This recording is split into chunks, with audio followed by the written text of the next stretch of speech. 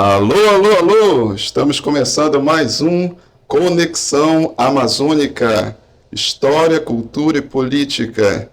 Nesse que é o nosso terceiro programa, eu trago para vocês a poeta e escritora paraense Norma Teixeira. Boa tarde a todos, é um prazer estar participando, falar de poesia, de música, literatura. É muito agradável, muito obrigada pelo convite. Sim, a Norma que é uma grande agitadora cultural na cidade de Belém. Você lembra como a gente se conheceu? A gente se conheceu no sarau e desse sarau a gente já fez vários eventos também, passando pela Praça da República, evento sociocultural, sociopolítico e outras coisas mais. E não esquecendo que te vendo dançar rock também é muito legal.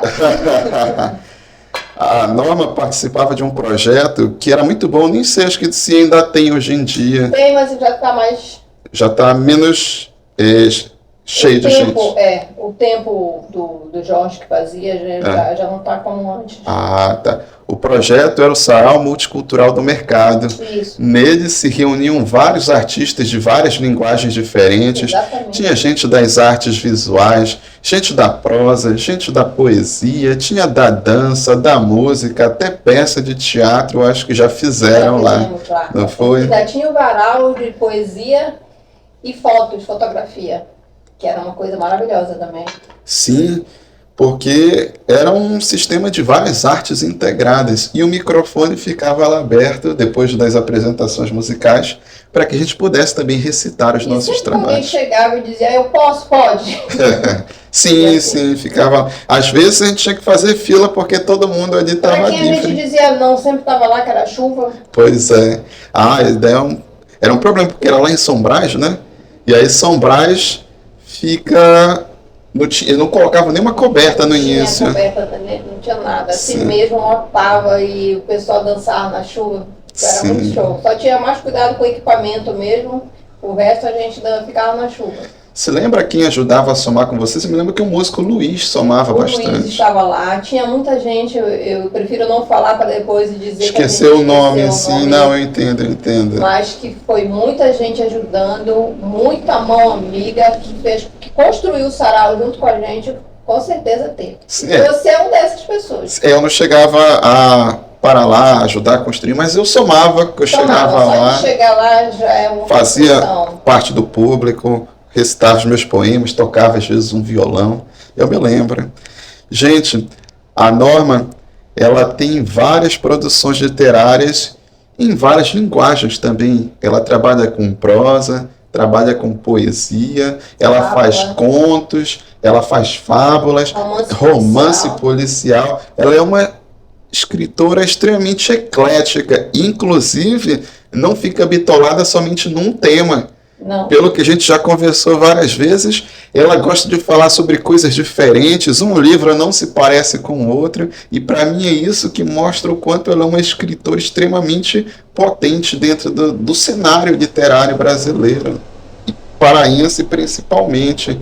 E ela tem uma linguagem, aliás, quase uma bandeira que ela levanta, não é?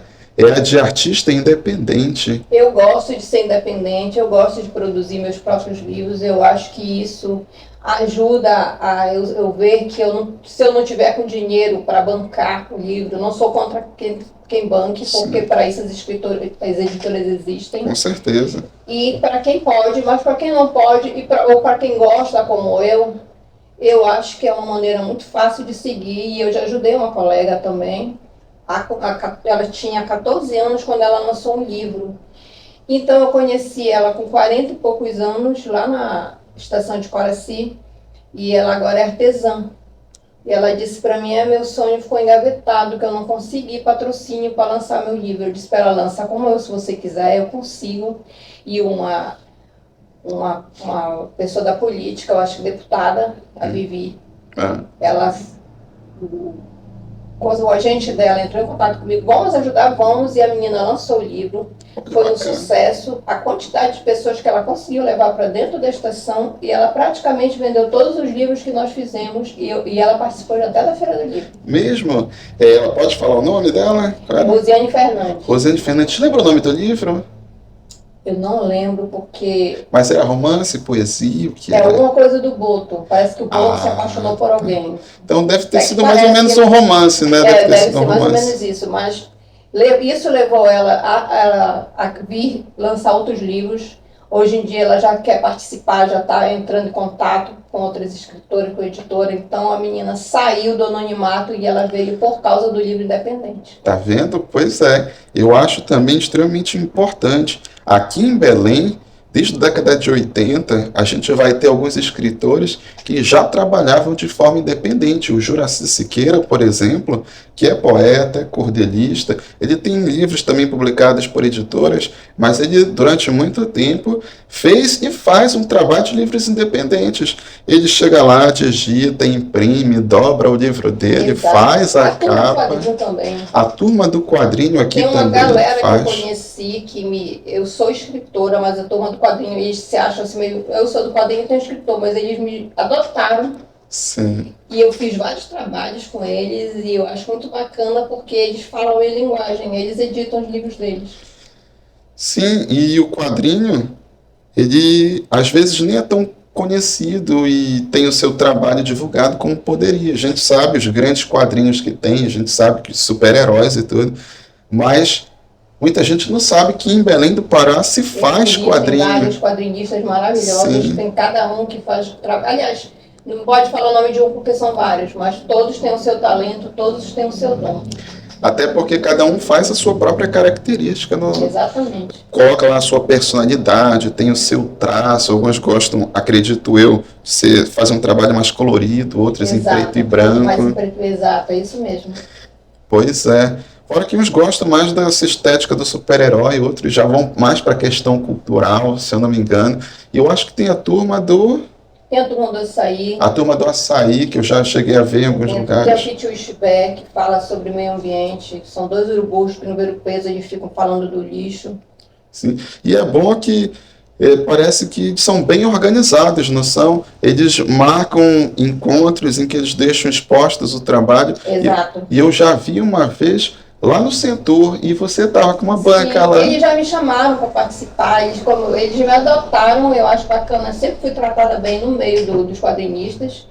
E eles já me ajudaram até a fazer capa de livros e gratuitamente. Sim, alguns deles ilustrou um livro teu. Já ilustrou. Quem foi, tu te lembras?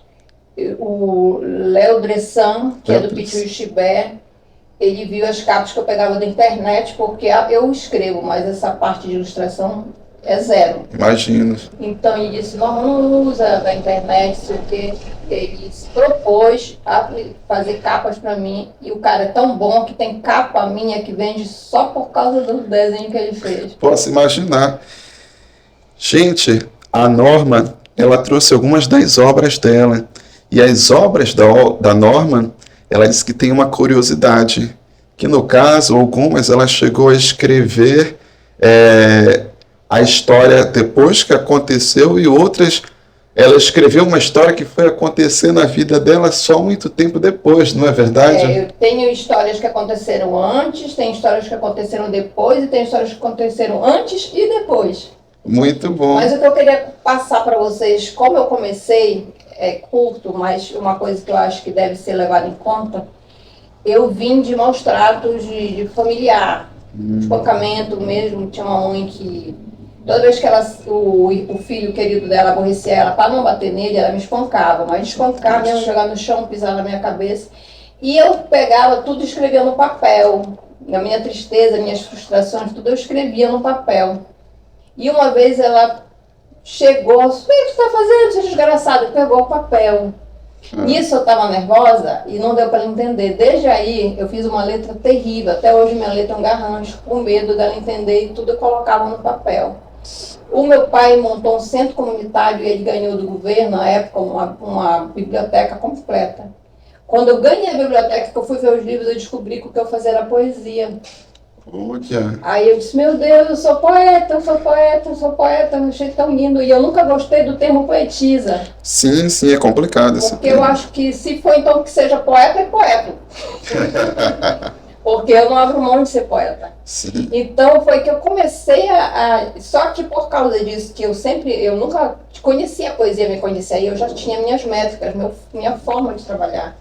Então tem gente que diz, não, mas tuas poesias não tem a métrica, a forma, eu disse, não, vai o que vem de dentro de mim. Porque tudo que eu jogo para poesia são coisas que se eu não jogasse, eu já teria com certeza morrido há muito tempo por causa de maus tratos, por causa de situações. Até por causa que eu sou médium e eu sofria muita violência doméstica dos meus irmãos que riam quando vinham os vultos na minha cabeça, eu saía correndo, gritava, lá vem a louca, lá vem a louca. Então tudo eu jogava pro papel. Então eu não importei depois de saber que a poesia tinha que ter uma métrica assim, eu disse, eu não vou deixar de escrever poesia. Porque eu acho que o importante é jogar pro papel. E quando eu vejo alguém chorar comigo, ou quando eu vejo alguém dizer que tem tudo a ver a poesia com ela, aí eu descubro que eu estou fazendo meu papel.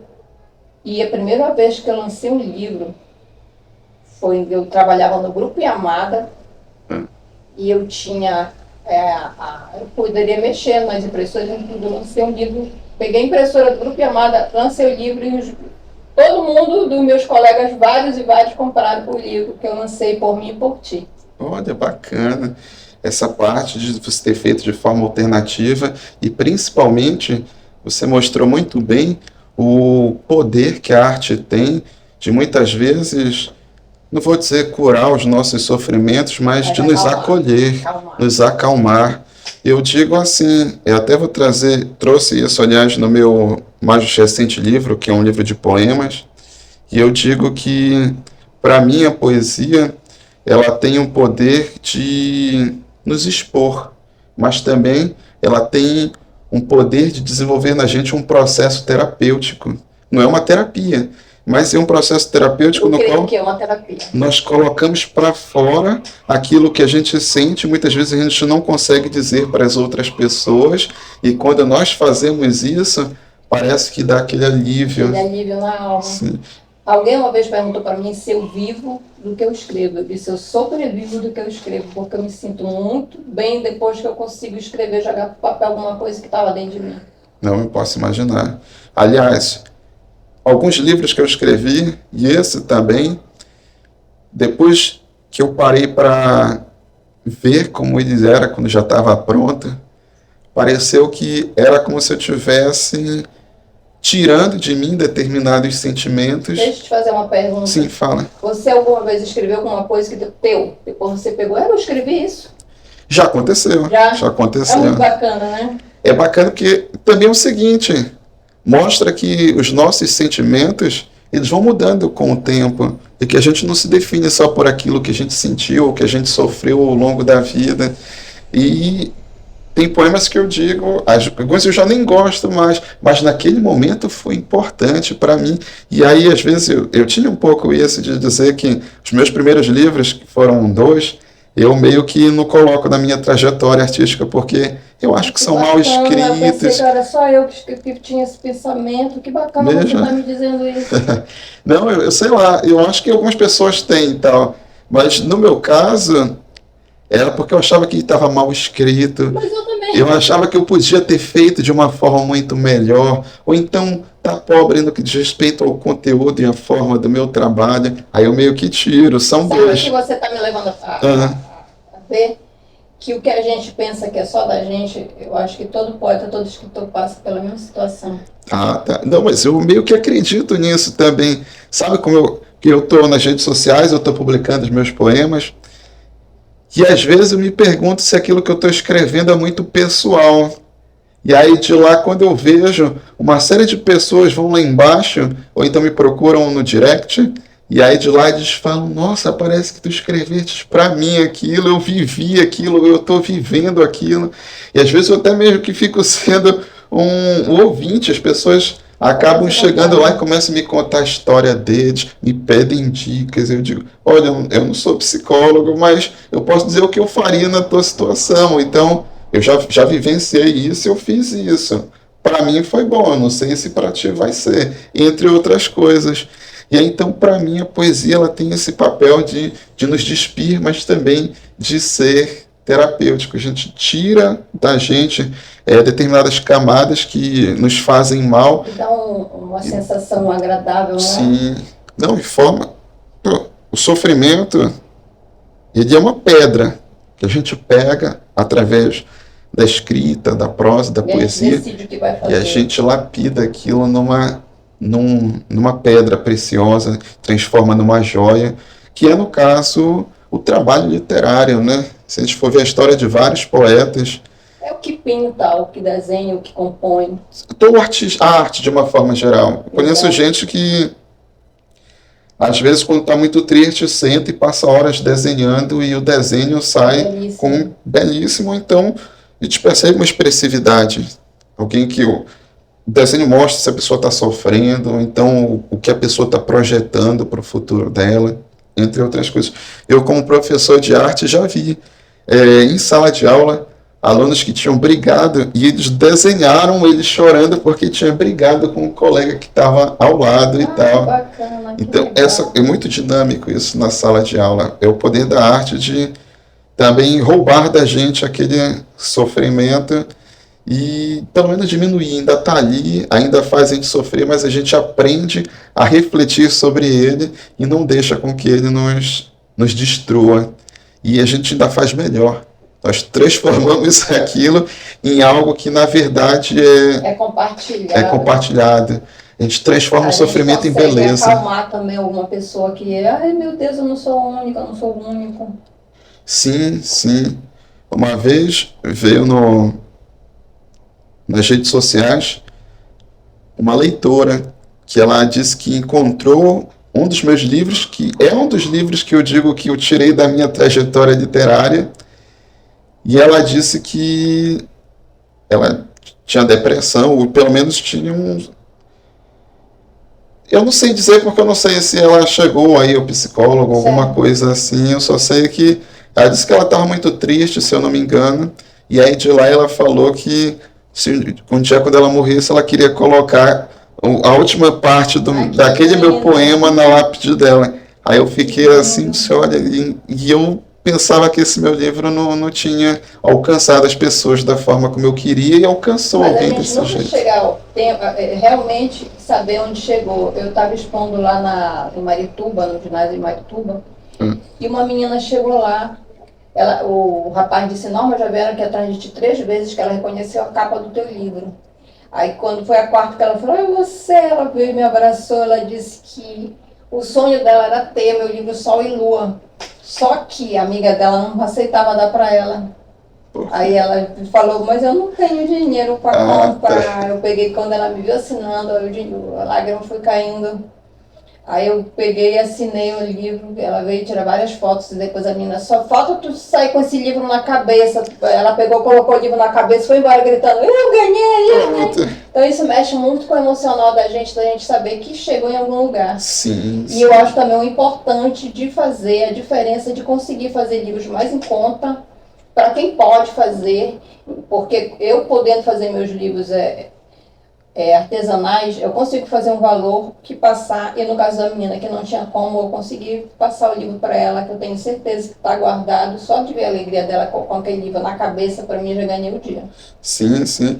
Inclusive, a gente estava conversando antes, e aí de lá a Norma me contou que ela tem essa preferência pelo trabalho alternativo enquanto escritora, porque ela sente que a literatura não é valorizada. Ela já viu relatos de pessoas que diziam que não gostavam de ler livros, ou então que não compravam porque era muito caro. E então, meio que a Norma começou a mudar a forma de escrita, passou a escrever livros mais curtos, capítulos, passou a escrever também contos, não é? Exato. E também passou a fazer de forma artesanal os livros para que fossem mais baratos. E tu me contaste que tem um relato de uma leitora que não gostava de ler, sim, e aí depois ela acabou lendo. Conta essa história pra gente, como foi. Era uma menina de 15 anos, ela foi me visitar, que lá em casa eu fazia um trabalho social, graças a Deus vinham várias crianças e adolescentes para lá passar o dia só para conversar.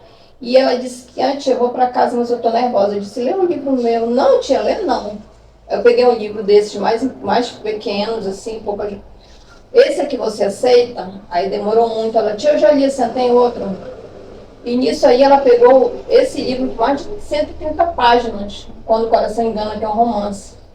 Quando ela leu, aí o pai chamou ela para almoçar, porque esse livro ele é sem pausa para o cafezinho.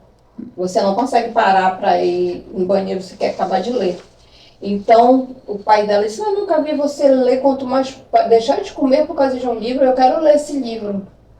Aí o pai leu. Quando a esposa viu o esposo, meu irmão nunca te vi lendo, não, quero saber o que toda a família leu, depois o outro irmãozinho leu, e ela disse que toda a família, e ela foi lendo todos os meus livros, ela não pagou por nenhum livro, mas todo dia ela em casa pegava um livro meu e lia, e fez, ela disse, passou parte da vida dela gostar da leitura.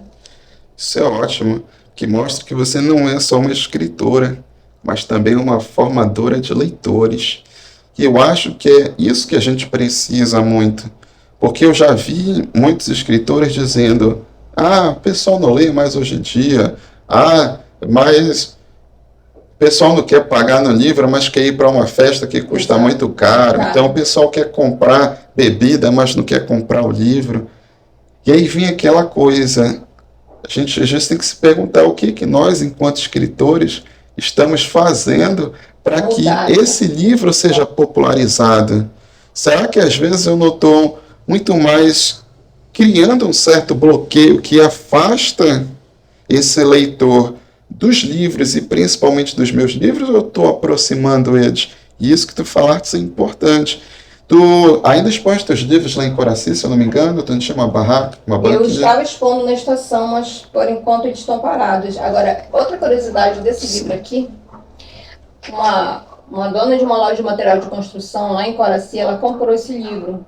E ela estava lendo no balcão e ela foi pegar um troco. Quando ela voltou, o livro tinha sumido. E ela, cadê esse livro? Cadê? Ela foi nas câmeras. Ela disse que a pessoa, a cliente, leu aqui, gostou do livro. E levou. Então, por que ela levou? Porque ela ficou com vontade de ler o livro. Sim. Ela achou que estava ali exposto o livro para poder pegar. Então, se fosse mais em conta, várias pessoas mais iriam. Já levariam, né? Com certeza. Então, a gente tem que dar um jeito de formar novos leitores, porque formando mais leitores vai vir, com certeza, mais escritores. Sim. E esse teu trabalho de formação de leitores, ele está ali no tete-a-tete. Por exemplo, tu chegaste a me falar que fazia um trabalho cultural, não era um trabalho comunitário, sociocultural, num centro comunitário, não era? Não, é dentro da minha casa. Dentro da própria casa. Eu colocava meus livros todos na estante e comprava palavras cruzadas. E as crianças achavam que estavam me enganando, que elas colavam, elas não sabiam ler direitinho e elas iam ver a resposta atrás. E achando que estavam me enganando, elas viam as letras lá e começaram a ler rapidamente por causa de ver essa letra aqui, essa letra aqui, essa letra forma essa. Aí a tia, você nem sabe, estão me enganando. Eles dizem, deixa eles me enganarem. Aprenderam a ler rapidamente, com palavras cruzadas, com livros curtos, que eu tenho livros para criança. E tem também graças a Deus, tem vários livros meus que já esgotaram, como o Ratinho Fernando. É um livro infantil que tem palavrinhas que eu não coloco o que significa. Eu coloco a criança para ir atrás de saber o significado. Só que eu fui numa 6ª série no Coronel Sarmento e os garotos de 6ª série não souberam o que significava, por exemplo, demasia. Então, eu acho que colocando mais leitores, mais livros, mais contato de escritor com leitor, isso vai trazer mais facilidade para quem não entende até o que está escrito. Olha aí, esse trabalho de formiguinha, ele é um trabalho que vai mudar para sempre a vida dessas crianças, que, aliás, com certeza mudou para sempre a vida de algumas dessas crianças. Teve a que leu o teu livro, gostou bastante, a família toda começou a ler, e os outros que aprenderam a ler brincando contigo ali na sua casa, achando que estavam ali enganando, e quando eles foram ver, olha, eu já sei ler. Esse trabalho é muito bom. E eu faço também esse trabalho de formação de leitores, mas de forma mais digital. Eu chego, vou lá, apresento os meus poemas, recito eles em vídeo. Tem todo um trabalho de postar periodicamente. E eu percebi que se juntou um público que passa a seguir as minhas postagens, comentar nos meus poemas, a me procurar no direct, porque, querendo ou não, são pessoas que estão vendo que a poesia não é aquela coisa sacralizada que está presa num livro e que são só os grandes leitores e os grandes poetas que têm direito à poesia. Não, ela também é algo muito mais presente no dia a dia. E você me falou que escrevi uma poesia sem métrica, sem rima, e as pessoas diziam que poderia não ser poesia. Gente, a história da poesia, ela já sofreu tantas reviravoltas, inclusive a primeira Semana de Arte Moderna que aconteceu no Brasil já trouxe uma quebra das formas poéticas tradicionais que existiam. Né? Pois é, aí o pessoal fazia um soneto alexandrino, e tu vais pegar, por exemplo, os parnasianos, que queriam fazer sonetos esteticamente perfeitos. Esses sonetos deles tinham lá palavras que eram palavras que tinham rimas ricas, que eram palavras difíceis de serem compreendidas, e pouco disso se conectava com as pessoas. Lógico, são escritores excelentes, fizeram e fazem parte da história da literatura, da história da poesia brasileira e mundial. Só que tem esse trabalho de revisão do papel social da arte, em que os artistas começaram a dizer, não, a gente pode encontrar um outro caminho, a gente pode fazer poemas mais curtos. Camões tem uma importância muito grande para a consolidação da língua portuguesa. É praticamente o fundador do mito de origem da língua portuguesa. A gente pega o livro, tem muito daquela época, mas naquela época também tinha suas expressões populares dentro do que ele estava escrevendo. Hoje em dia, eu acredito que um bom poeta ele consegue articular também esses dois lados, mas ele também não precisa depender desses dois lados. Ele também pode fazer a verdade dele através de como é que ele está sentindo, de como é que ele utiliza as palavras, a poesia concreta, brincando com as palavras, tirando os sentidos, os dadaístas. Eu ainda sinto muito preconceito. As pessoas chegarem para mim, não tem que colocar métrica nesses livros. Se você for lançar por editora, eles não vão aceitar. Eu disse, então nunca vou lançar por editora. Sim, não. Tem muita gente aí que está fazendo os livros todos muito bem polidos, e eles também não estão publicando por editoras. Eles às vezes pagam, que não há problema nenhum, né? Mas eles estão pagando. Outra coisa, as editoras, elas publicam aquilo que elas sentem a potência que vai alcançar as pessoas. Por exemplo, tem um poeta chamado Igor Pires, que ele fez sucesso na internet, e ele tem um livro chamado Textos Cruéis Demais para Serem Lidos Rapidamente. Esse livro, quando tu pegas para ler, não tem ritmo, não tem métrica, não tem rima. Tu vê ali, parece uma prosa poética. Ele está se expressando do jeito como ele consegue, mas tu percebe que as pontuações elas podem ser irregulares em algum momento. Não começa com letra maiúscula, quando começa o verso. Tem versos que são tão longos que parecem parágrafos.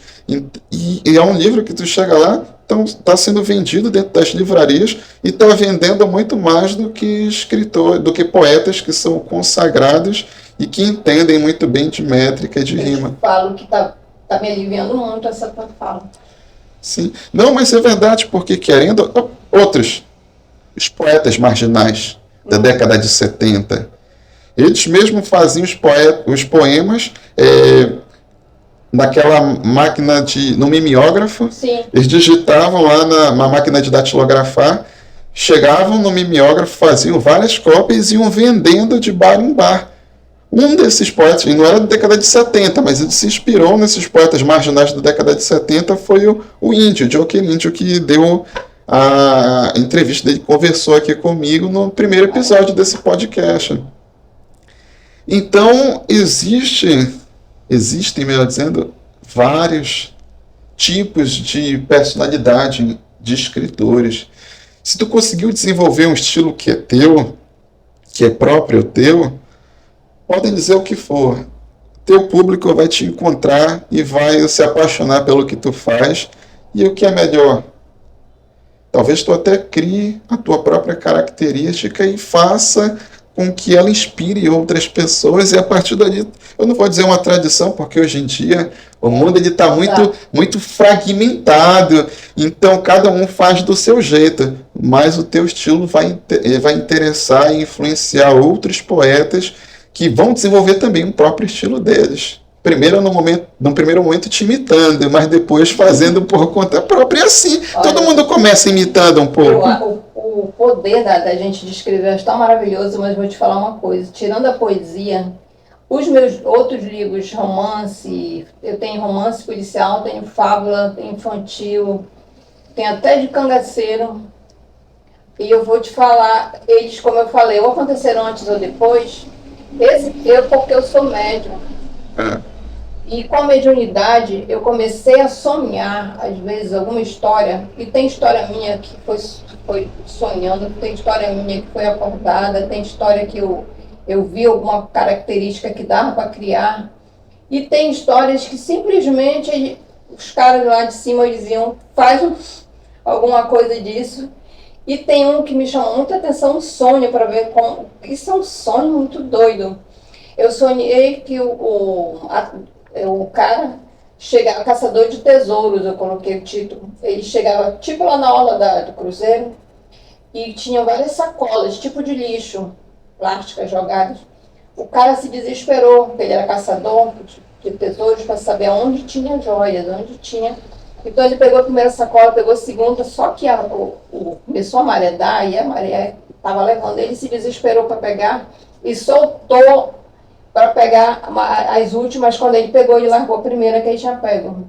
Quando ele foi abrir, todas as que ele tinha pego era lixo, mas a outra que ele tinha marcado para pegar eram joias, eram várias moedas de ouro. Aí quando bateu a maré, rasgou, ele foi vendo as moedas indo tudo embora. E isso foi um sonho, assim, que eu disse, meu Deus, eu vou colocar agora. No papel. No papel. Eu peguei e coloquei no papel. É um dos livros que eu vou lançar agora na Feira do Livro. Se eu for lançar, né, que tem muitas burocracias, é Eclipse, o nome do livro, vai ser mais um, feito de forma autoral, que eu vou lançar, que tem várias histórias também.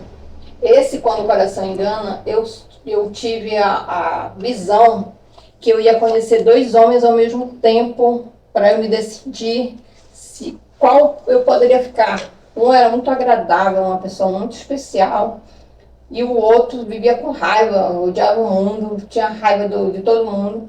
Passaram 20 anos para eu conhecer esses dois. Foi numa das eleições que o Edmilson perdeu para o Dulciomar. Dulciomar? Não. Zenaldo. Perdeu para o Zenaldo. E nessa época eu conheci os dois, estavam na campanha do Edmilson. E eu conheci.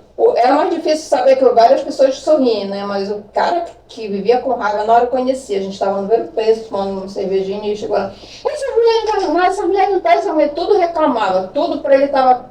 Meu Deus, foi estranho que eu me apaixonei por alguém que eu nunca tinha visto na vida, na mesma hora. Eu disse, meu Deus, é você que eu amo. E isso me passou quase, eu acho que uns 2 anos, eu e os dois ficaram me cantando e eu fiquei tipo tendo saber com quem eu ficava, que um era agradável, outro não, peguei, fiquei com raiva, não fiquei com nenhum dos dois.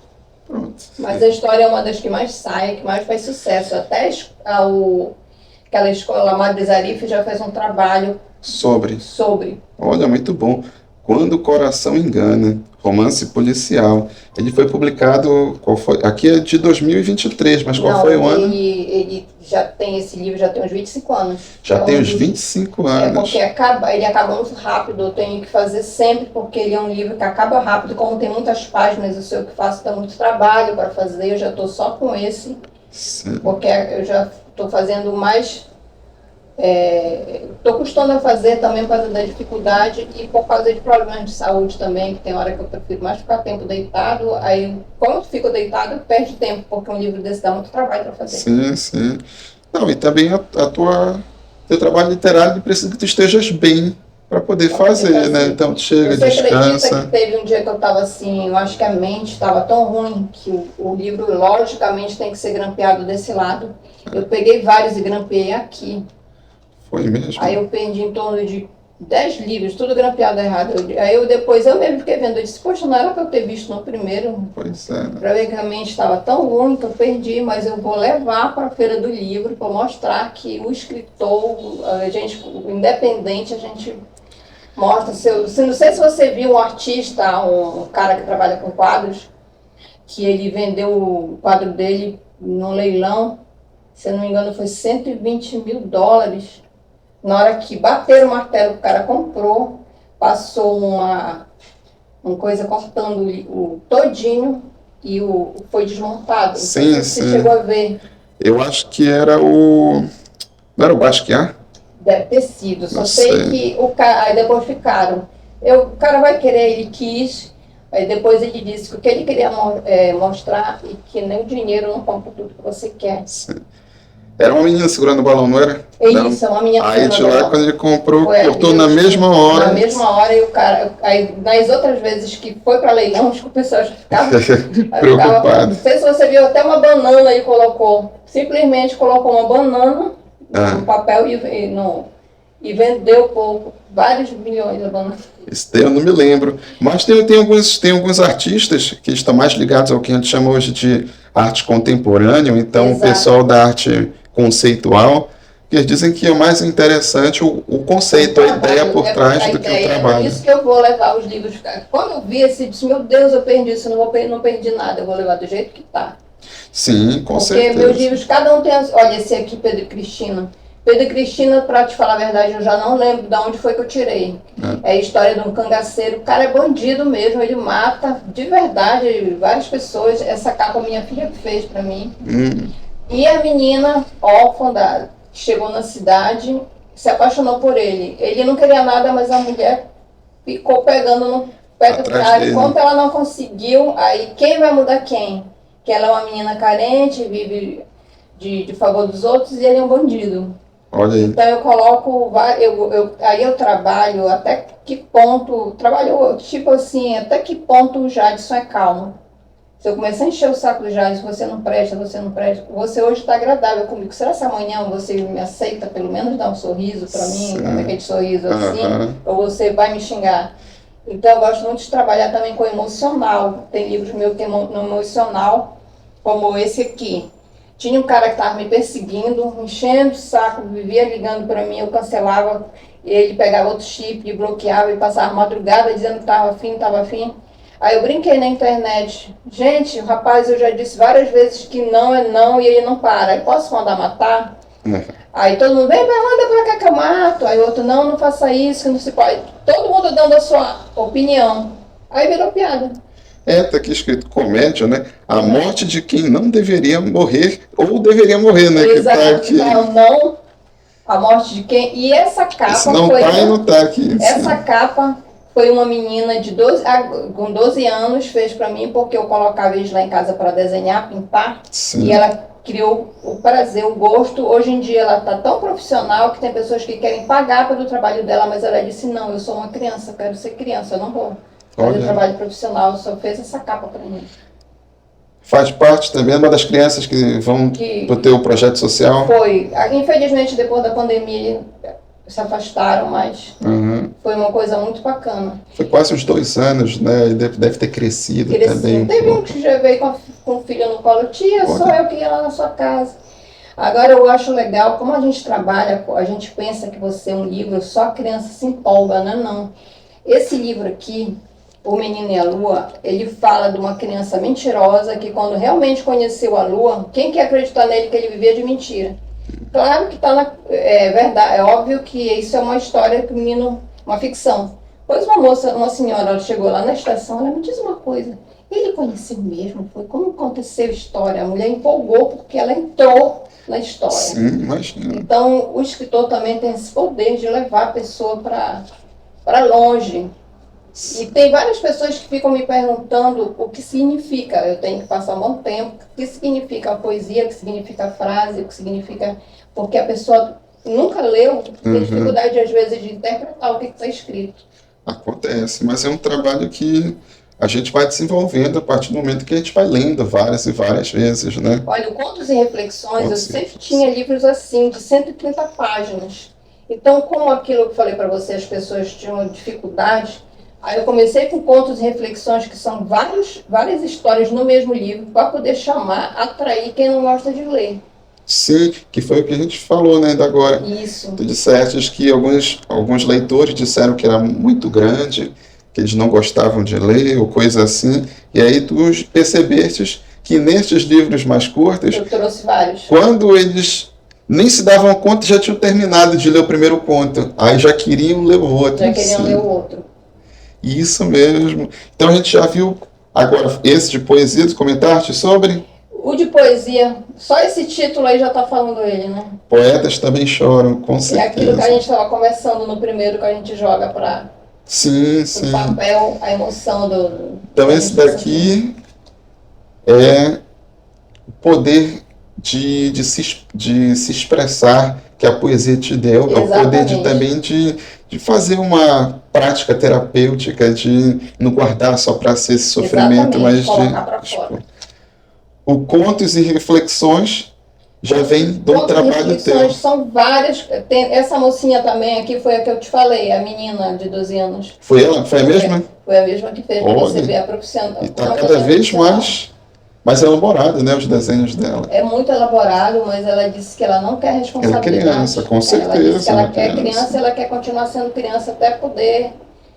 Então, esse livro tem até a história de um cupido que ele era tão insuportável que jogaram ele para a terra para ele arranjar uma namorada, porque não deu certo com a lua, porque a lua tem várias fases. Aí ele ficou mais antipático do que ele era. Aí ele desceu para a terra para poder conhecer alguém, aí ele fica naquela briga com a menina. Então eu coloco várias histórias. Tem história de um cactus, que ele era triste porque tinha espinhos. Vai a história do garoto que alguém, quando ele viu ele brincando em outro planeta, e garoto, o que você está fazendo aqui? A gente não é da Terra? Não, estranho ficou a Terra, que lá os carros agora voam. Só que fala na questão da sujeira. Tá vendo que tem um monte de entulho ali? Já é a Terra, as pessoas vindo para cá. Não, os temas e as reflexões por dentro dos temas são muito bons. Eu estou gostando bastante, inclusive.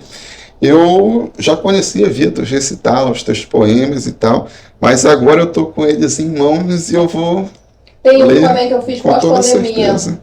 Logo que a gente saiu daquela situação terrível, fala do pai que foi acordar os filhos. Qual foi? Tá aqui? Não, não tá. Eu não sei, olha, deixa eu ver se tem aqui. O pai vai acordar os dentro, filhos, sim. aí os filhos dizem poxa pai, quando a mamãe estava viva era mais fácil. Aí vem a questão, né, que ele ficou na responsabilidade porque a esposa morreu na pandemia. Sim. Deixa eu ver se tem aqui. Não, tem outro livro. E tem aqui, olha, eu falando para você de mediunidade, tem aqui... tem Vida Pós-Guerra, é o 12. 12. É. Fala sobre mediunidade. Não, esse Vida Pós-Guerra é o que eu falei sim, entendi. do senhor que perdeu a esposa e teve que criar os filhos. Aí aqui tem que eu ia falar, Estranha Visita. Estranha Visita, eu não sei se foi sonho, se foi, mas como eu tenho muito contato com a turma lá de cima, eu ia andando na rua, aí diz que a pessoa viu um vulto. E agora, eu venho. Aí a pessoa não sabia como o vulto estava vindo. Você não quer lá em casa tomar uma água? Aí o vulto aceitou. Aí a história do desenrolar, o que aconteceu. Sim, sim. Mas não é uma história pessoal essa. Quem te garante? Agora a gente vai ficar com essa dúvida na cabeça. Sim. Outra, você falou desse o menino e a lua, né? Foi o menino que finalmente viu a lua. O que eu coloco aí é a questão da mentira. Quando alguém mente. Aí realmente a lua estava gripada, aí ela espirrou e ela caiu no chão, caiu na terra. Aí os dois se conheceram. Aí ele, poxa, mas e agora? Como é que alguém vai acreditar em mim? Aí a lua diz, porque você tem dificuldade que acredita em você? Tá. Isso me lembra quando eu era mais novo. Minha mãe sempre dizia, tu fica mentindo. E aí, se acontecer alguma coisa de verdade, não vão acreditar em ti, como é que vai ser? Não Esse é o sei. trabalho. Aí Pois só é. que até eu gostei desse cara, minha filha que fez essa capa pra mim. Sim, muito boa, muito bonita mesmo. Só que tem aquela coisa, né? Às vezes a criança tem determinadas mentiras que são complicadas, mas tem outras que partem da imaginação da criança. Ela está exercitando a Eu já vi capacidade de cada uma de criatividade imaginação, delas. que tem horas que a gente tem que dizer stop. Sim. Agora a gente vai entrar num livro, a gente já viu vários livros muito bons da Norma. E esse livro aqui da Norma, ela estava conversando comigo que tem uma relação direta com a experiência mediúnica que ela tem, não é verdade? Sim. Antes da gente entrar no livro, eu queria que tu me relatasse um pouco como era quando tu percebestes pela primeira vez que tu tinhas essa mediunidade, quais foram os casos que aconteceram, qual relação de relações complicadas que a mediunidade te trouxe, mas também relações criativas, tu já falaste que ela trouxe muitas, por Sim, exemplo, bastante. histórias que apareceram na tua cabeça e tal. Conta um pouco pra gente. Logo que eu descobri, eles ficavam, a gente vai correr atrás de ti. Os espíritos falando. Os espíritos falavam. Aí, quando eles falavam isso, eu saía correndo e eles ficavam dando gargalhada. Os espíritos ficavam dando gargalhada e os meus parentes também me batiam. Ah, louca, louca. Com 12 anos me mandaram para o psiquiatra. Comecei a tomar remédio descontrolado porque eu comecei a ficar muito tensa, muito nervosa. Então, eu não sei, foi uma garotinha que tinha o mesmo semblante que eu, acho que a minha idade, começou a aparecer para mim, para brincar comigo todos os dias. Foi mesmo? E essa garotinha, tudo que acontecia, ela falava. Ela, corre que o telefone vai tocar, foi teu tio que caiu, quebrou a perna, o papai tinha carro, né? Vai chamar teu pai para levar ele no hospital. Aí eu saía correndo. Mãe, o tio quebrou a perna, quebrou a perna. Aí quando eu chegava lá, o telefone tocava. Olha. Aí a mãe, como é que você sabe disso tudo? Sim, sim. Aí quando eu cresci, essa menina saiu e ficou uma voz masculina, que até hoje eu chamo de avós. Aí tudo que acontece, a voz sempre diz, olha, toma cuidado com isso, não vai com isso, vai para cá, vai para trás. Então eu ouço muito a voz, porque eu sinto, e num relacionamento que eu estava... um casamento que eu tive, que eu estava numa situação muito difícil, era muito agressivo. Uma vez eu estava chorando na cama, eu já estava tão mal que pela primeira vez eu senti eles tocarem em mim. Aí ele sentou do meu lado, um deles, e disse, ele não merece tuas lágrimas, levanta a cabeça. E aquilo ali eu nunca esqueci. Sim, imagina. Aí eu fui num centro espírita. E até perguntar se você já tentou conhecer algum centro, saber, porque lá, geralmente, eles têm todo um trabalho de apoio. Como foi essa tua experiência? Eu fui no centro espírita, só que eles disseram que estava muito... O que eles falaram para mim, que quem fala comigo é parente. Porque não é possível alguém até tocar em mim, encostar, conversar, como acontece direto, e que se não estava na hora de diminuir, tirar minha mediunidade. Eu disse, eu custei aceitar, agora que eu aceitei, querem tirar ou diminuir, eu não aceitei, não voltei mais. Sim. Eu cheguei de na Umbanda, toda vez que eles me viam, eles já chegavam dizendo, oi, tudo bem? Só que eu não sei os nomes, eu já estava a pessoa, o espírito, né, e eles todos me conheciam. Mesmo? Aí já falavam comigo como se me conhecesse há muito tempo. Até em manifestações político-cultural, quando eu estava lá na Praça da República, chegava aquela turma da Umbanda e já chegavam cenando para mim. Olha, bacana. Aí eu sempre soube que eles estão comigo, passo dificuldade. E já aconteceu de casos que eu sabia que, por exemplo, eu ia andando para casa, eu morava na Agulha, tinham 4 cidadãos sentados no chão, na frente de uma igreja, cada um com uma bike. Aí, quando eu fui olhar aquela cara de cão, né? Aí levantaram com aquela cara que eles iam me atacar. Aí eu disse, senhor, se eu voltar, os caras estão de bike. Eles vão correr atrás de mim na bicicleta. E seja feita a vossa vontade, eu vou para frente. Quando eu fui, 3 levantaram, um ficou no chão. Aí, quando eles vieram para cima de mim, o que estava no chão, essa aí tá encomendada, aí ninguém toca nela. Então, foi mesmo? Aí na época eu só fiz rir, né? Eu não entendi ainda. Você ia ser assaltada? Eu acho que eu ia ser violentada. Ai, Eles estavam com aquela cara mesmo de... Sim, ia ser bem pesada, né? Ia ser Com bem pesada, certeza, no quadro. situação. E aí de lá eles chegaram perto de ti e Olha. eles ouviram, não, eles que disseram isso. Ficou um sentado e os 3 que levantaram para vir me abusar. Aí eu estava sentado. Do jeito que ele estava, ele não se mexeu, não. Deixa sem ninguém tocar nela que ela está encomendada. Foi ele que disse. Foi, Ficou sentado lá, tá. E na época que eu estava com esse esposo, eu ia andando pela Praça da República, um cara totalmente... não estava em si. Ele chegou com ele, cuidado que tu faz com ela, viu? A gente está de olho em ti. Olha. Aí quer dizer, para ver como sempre tem alguém... Sim, e é o seguinte, mostra que não é só você que está sentindo isso, as pessoas próximas de ti também sentem, não é? Só que também tem os que chegam nervosos. Eu saí da casa da minha mãe... Os espíritos. Eu saí da casa da minha mãe, eu parei numa parada para pegar um ônibus. Um cara estava lá. Quando ele me viu, ele manifestou. Ele começou a gritar: tu tá me olhando? Tu tá pensando que eu não tô de olho em ti? O cara simplesmente teve uma crise. Eu vou chamar a polícia para te pegar. Ele não conseguia encostar em mim. Ele vinha, não encostava como se tivesse um anjo no meio. Mas ele ficou totalmente transtornado quando ele me viu. Uma situação complicada também, né? Então a senhora acha que ele deve ter incorporado naquela hora? Eu acho que na hora que ele me viu, e teve uma situação muito abençoada na casa da minha mãe, o cachorro é tão agressivo que ele já tentou morder até a mamãe. E eu entrei e não sabia que ele estava solto, que para entrar lá só com ele preso. Na hora que eu entrei, ele avançou em mim. Você acredita que o cara avançou em mim, não conseguia, um cachorro não conseguia encostar? Ele pulava, era como se tivesse esse microfone aqui na frente. E ficava meio travado, ele pulava, e a mão dele na boca, ele não, simplesmente o cachorro não tocou em mim. Olha. Aí, nisso aí eu já sabia, eu agradeci muito a Deus pelo livramento, porque se não tivesse um anjo tocando naquele cachorro ali, do jeito que ele é bravo, já mordeu todo mundo lá. Essa questão eu não conheço muito, estava estudando um pouco sobre o assunto. Eu sei o seguinte, né?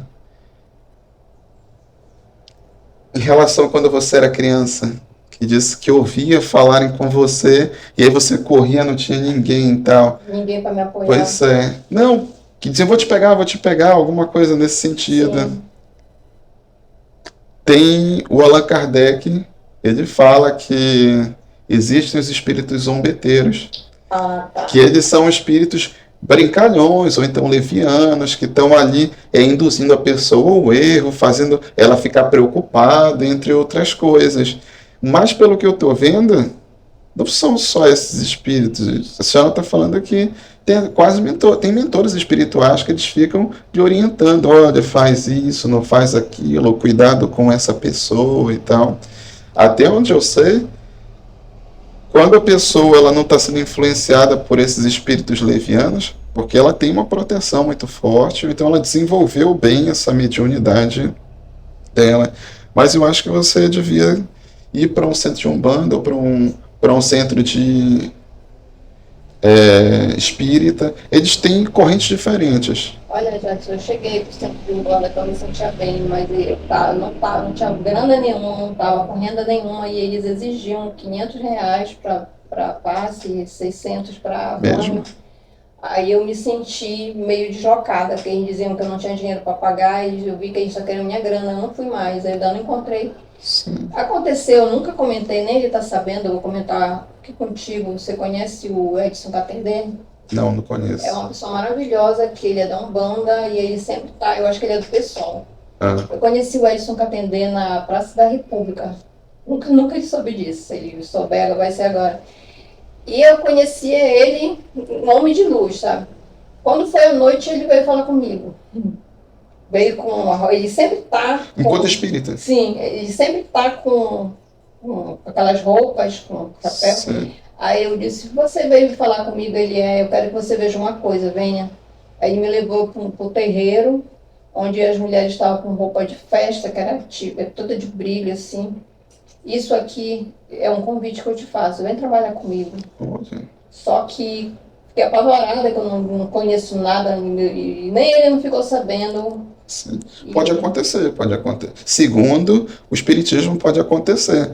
Que eles dizem o seguinte, que quando nós dormimos, nós nos desprendemos do corpo.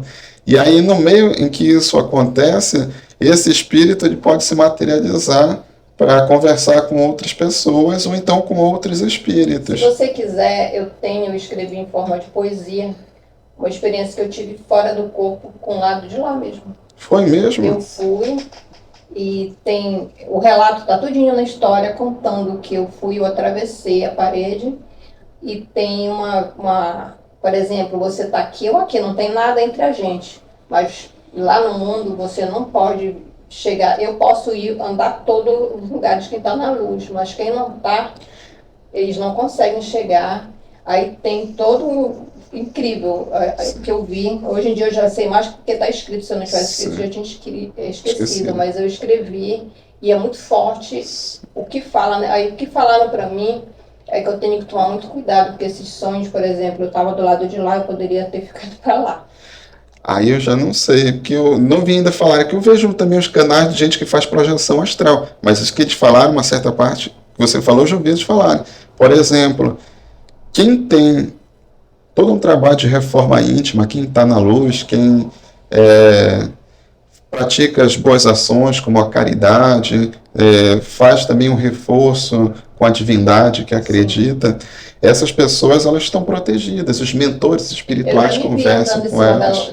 Das nuvens é muito fofo. Você voa.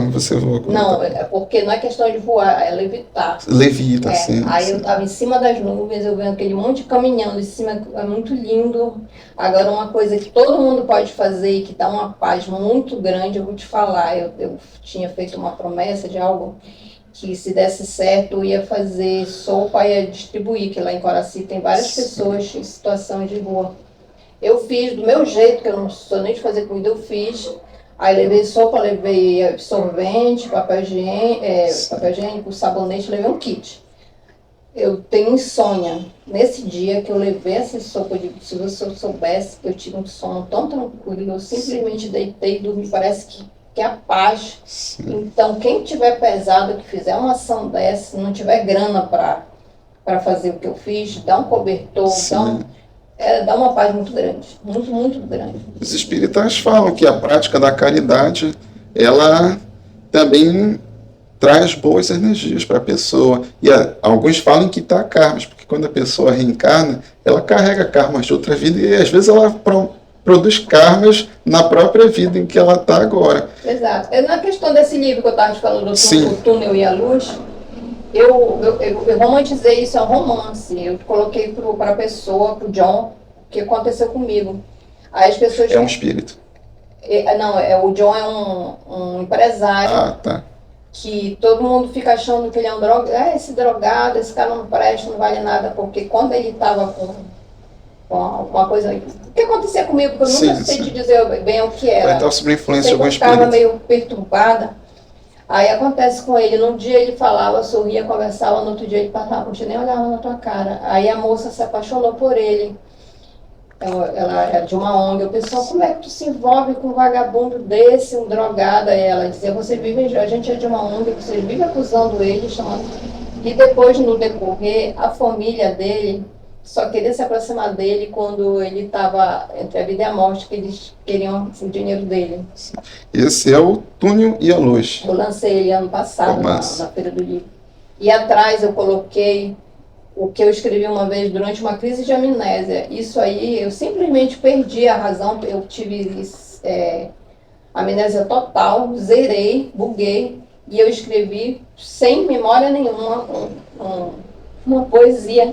Foi mesmo? E quando eu voltei, hoje em dia eu vivo com 40%, eu não voltou, apagou, não sei o que é ter filho, não sei, apagou um monte de coisa. Sim, mas só para eu entender melhor, você escreveu e esqueceu, ou você escreveu antes de ter vivido? Não entendi direito. Poema. Eu escrevi durante, Quão Tenebroso é a Mente do Louco. Eu escrevi durante Porque eu acho que quem é poeta escreve antes, durante e depois. Sim, Durante sim. a crise de amnésia eu escrevi isso aí. Durante a crise de Tá amnésia. aqui, ó. Sim, bacana. Tem E aí, trecho escrito do livro Por Mim e Por Ti, aí lá tá escrito, durante uma crise de amnésia. Quando eu voltei depois, que voltou um pouquinho da memória, aí eu li e disse, meu Deus, olha o que eu escrevi durante a crise. e eu até conversar contigo, será que essa crise de amnésia e o resultado do trabalho escrito não pode ser uma psicografia? Que de repente Eu pode ter psicografei a acontecido? Eloá, não sei se você lembra daquela Que namorada. foi assassinada? Eu Você chegou a Eu tenho a psicografar? impressão que porque eu escrevi ela falando com ele. Aí Sim. depois com o tempo, as vozes falaram para mim, não foi você que escreveu. Ela disse, eu nem tinha me decidido ainda se eu ficaria ou não com você. Por que você se precipitou tanto, tirando a minha vida de mim? Aí depois eu comecei a perceber que não é minha aquela Sim, aquela escrita. escrita. Aquilo ali foi ela realmente um desabafo dela. Pode ter sido uma psicografia, alguns dos seus poemas, algumas situações dessas, isso Aí que eu o tenho espírito esse relatou para você. da não Eloá, foi? eu tenho escrito, tenho lançado num dos livros em forma de poesia. Em forma de poesia. Olha aí. E, poxa, que bom que hoje em E isso dia. aqui vai ser o lançamento. Ah, sim! Gente, a Norma, ela escreve tanto. Quantos livros? Já tem uns 20, Mais né? de 20. Mais de 20. Alguns já terminaram. Ela já tem que reeditar novamente. E ela já está não contente em já ter tantos, ela já está com um novo livro, Os Corajosos, O Vulto e a Névoa. Está até aqui com Na camisa. na camisa dela, que ela está achando que vai lançar na Olha Feira que tá do escrito Livro. embaixo. Como, aqui atrás? Deixa eu ver. Aqui em cima. Ah, tá. Visagens de Coração. São uma história que se passa entre o Paracuri, ali a Praça da Delegacia, e eu coloco alguns pontos. Tem até um senhor que ele só vai saber que eu coloquei ele quando o livro, depois do lançamento, que ele fica numa banca de revista na frente da agência, aí tá escrito lá na banca dele, desde 1992. Eu disse, eu vou pegar esse cara e vou colocar uma homenagem para ele no meu livro. Poxa, Aí bacana. assim que tiver lançado, eu vou pegar um livro, Ele é o quê? Um romance, uma novela? Ele faz Isso contos? aí conta a história que começaram a aparecer, teve os uivos, né? Aí a névoa apareceu, então contrataram uma turma, o pessoal da Berretos contratou uns caçadores, só que os caçadores Os os Corajosos. corajosos eram bandos de covardes. No final, por isso era já aí, a então, ironia da situação. Aí tem a história do gato, quem é o gato, por que o gato está ali, entendeu? Aí tem um tipo de mistério, eu coloco assim como um mistério. Tu faz os teus livros, né? De forma alternativa. Exato. Tu faz com alguma impressora, tu vai numa gráfica. Eu consegui, agora, graças a Deus, eu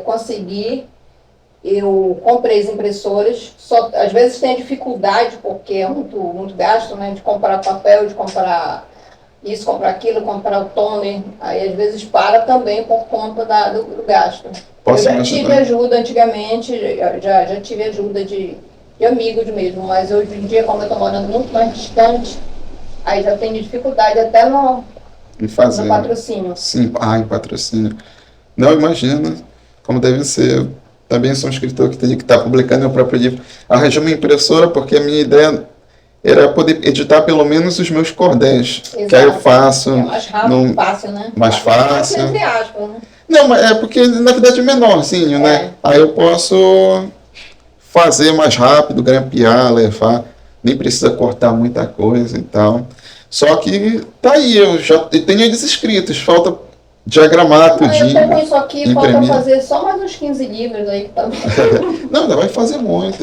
Não, tô falando dos que estão parados, os que já estão parados, esgotaram, sim. já esgotaram. Não, quanto reeditar os outros livros, até imagina como fica aquela coisa bonita lá na banca, um monte de livros Eu gosto, diferentes. né, na banca, para te falar a verdade, eu tô sentindo falta. Lá da minha outra casa, que eu me mudei de casa, ficava aquele monte de espirralho. Se você vir, você tem uma foto. Era para eu ter tirado a foto, mas a minha foto está na mente. Os meninos saíram do Coronel Sarmento com a mochila nas costas. Tira, cadê seus livros? Os meninos sentados no sofá, cada um com um livro meu na mão. É doido. Aquela cena, sabe? Eu nunca esqueci. Então, vendo criança e adolescente na minha casa, eu sinto mais falta disso do que vender um livro.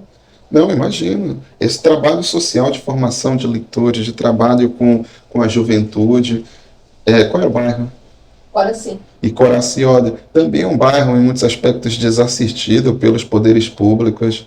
E aí, de lá, quando chega alguém com essa possibilidade de mostrar para eles a Você sabe que as literatura, crianças é estavam ótimo. fazendo? Emprestando livro na biblioteca da escola para levar para casa para ficar lendo para eles. A senhora lia para eles. Olha, coisa bacana.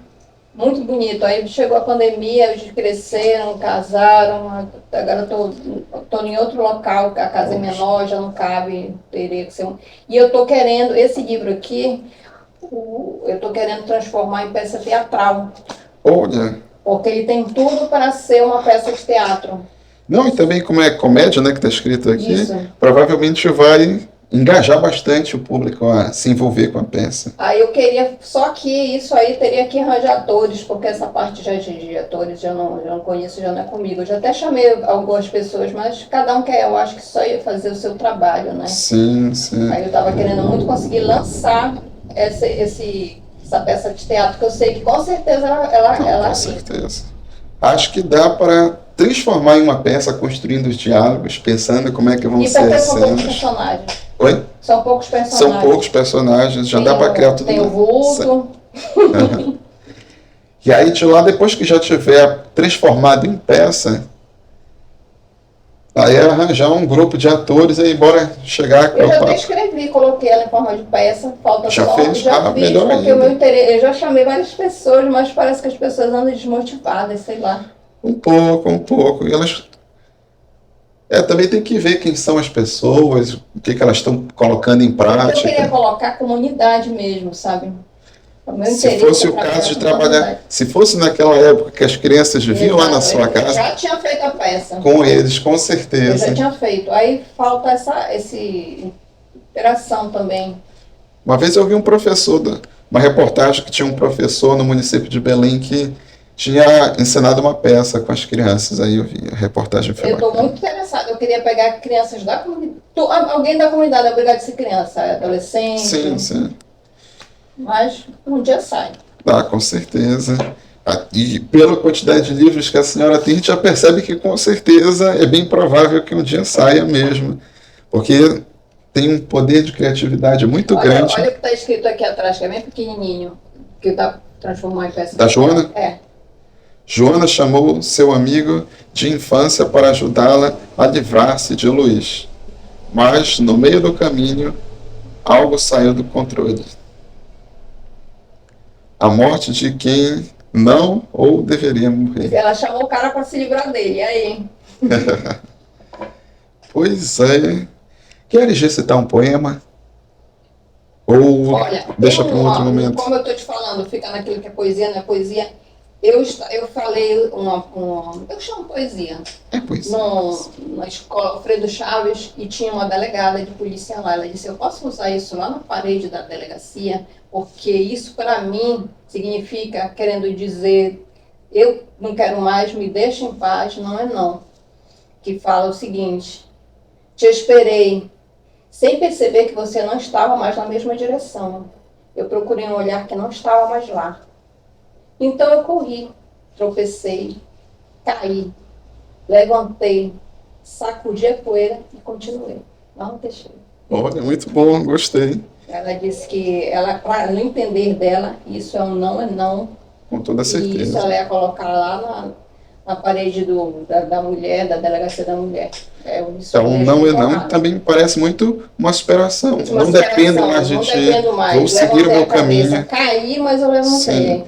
E cair acontece, o que a gente faz com as coisas que acontecem na nossa vida é que acaba sendo importante. A gente transforma em poesia, a gente segue o nosso caminho em música, abandona quem está. E segue em frente. Com toda certeza.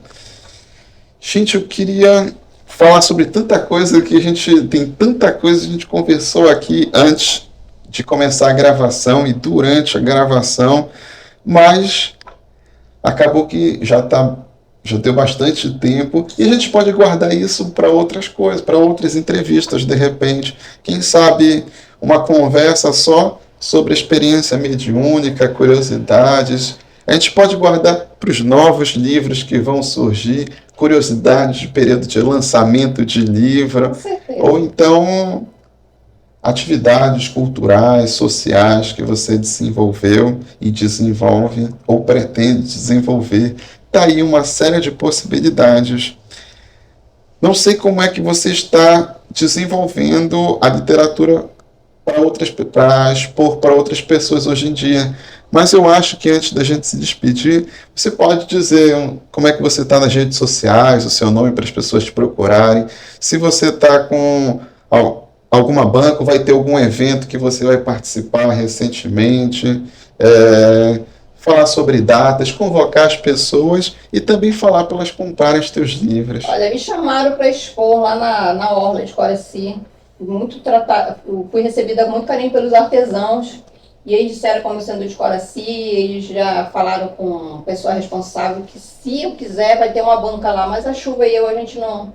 Chuva e livro não se dá muito bem, eu não fui. Então, meus livros, as pessoas para conseguirem, às vezes eu estou na estação, ou então entro em contato pelo Norma Teixeira, que é a rede social, ou então o número 8996-1342, zap, e ver um local que a gente pode deixar para trabalhar isso. Sim. E nas redes sociais tem Facebook, tem Instagram. Instagram e Facebook. Norma Teixeira, escritora no Instagram. Tem YouTube ou não? Não. Falar em YouTube, gente, sigam a gente aqui do programa no YouTube, que é para fazer com que esse projeto cresça e a gente possa falar mais de arte, de cultura, de política, de literatura, de movimentos sociais, de ações sociais e de espírito, por que não também, de mediunidade. Querendo ou não, tudo isso forma os escritores, forma as crenças das pessoas, também a nossa forma de conhecer o mundo e se relacionar com ele. Aposto que os relatos que você trouxe podem fazer com que muitas pessoas percebam que essas coisas também acontecem com elas e que elas podem conseguir controlar ou então podem procurar pessoas que podem ajudá-las. Em relação à Umbanda, eu não conheço, mas eu sei que não existe uma norma. Existem vários centros independentes, cada um tem a sua forma de atuar, cada um pode ter a sua experiência, assim como você pode ter ótimas experiências com outros lugares. Ou então, ela recebeu um convite, a pessoa veio lá, numa projeção astral, conversou com ela, fez o convite, ela só não aceitou ainda, mas o convite foi feito. E, gente, esse foi o nosso terceiro episódio do Conexões Amazônicas, um dos episódios que com certeza eu mais gostei, foi super criativo, foi bastante plural, trouxe uma série de visões diferentes sobre a vida, sobre a realidade. É a primeira mulher que vem falar sobre o seu trabalho aqui no canal.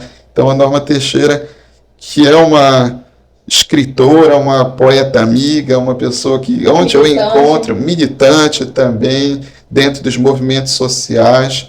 Ela, onde eu encontro, ela chega, conversa comigo, me trata super bem, é uma pessoa extremamente agradável e que com certeza tem muitas sabedorias que ela colocou aqui nesses livros e que podem ajudar várias pessoas. E aqui tem para todos os gostos, porque ela não fica só com um tema, com um estilo. Então, gente, pode se despedir, quer falar mais alguma coisa? Boa noite, gente. Muito obrigada por vocês gostarem de literatura. Se estão assistindo é porque gostam. Estamos aqui. Parabéns pelo trabalho. Muito obrigada pelo convite. Sim. E eu gostei que a gente vai ter vários cortes para o canal. Sigam a gente no YouTube, sigam a gente no Instagram. E muito obrigado, Norma. Foi um prazer conversar com você. Espero que você venha outras vezes, que vai ser tão maravilhoso quanto foi agora. Valeu.